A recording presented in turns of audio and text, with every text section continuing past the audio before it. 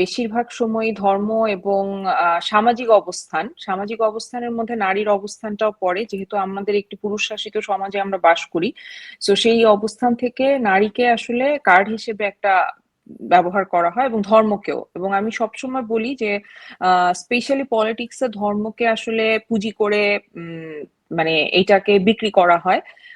এবং সেটা খুব ভয়ঙ্করভাবে। এবং নারীর অবস্থানটা আমরা দূর থেকে দেখে যতটুকুই মনে করি না কেন যে এত বছর মানে আমাদের প্রধানমন্ত্রী নারী ছিলেন, ডেফিনেটলি সেটা আমাদের জন্য অনেক বড় একটা পাওয়ার কথা ছিল যে আমাদের সমাজ ব্যবস্থায় বা আমাদের মানে পলিটিক্সও ইভেন এইটার অনেক বড় একটা ইম্প্যাক্ট থাকার কথা ছিল যে নারীর অবস্থানের আসলে একটা বিশাল পরিবর্তন আসবে বা ইম্প্যাক্টফুল একটা জায়গা তৈরি হবে। কিন্তু সেক্ষেত্রে সেটা কিন্তু আসলে আমরা দেখতে পাই না। কারণ আমাদের এখানে নারীরা সমাজের তথাকথিত এই পুরুষতান্ত্রিক সমাজের তথাকথিত ছকে বাঁধা যে নারীটাকে আসলে এই সমাজ ব্যবস্থা দেখতে চায়, সেই নারী যখন তাদের প্রতিনিধিত্ব করে তখন তারা তাদের প্রতিনিধিত্ব করার জন্য তাদেরকে নির্বাচিত করেন যে আচ্ছা ঠিক আছে এই নারীটি আমাদের প্রতিনিধিত্ব করবে।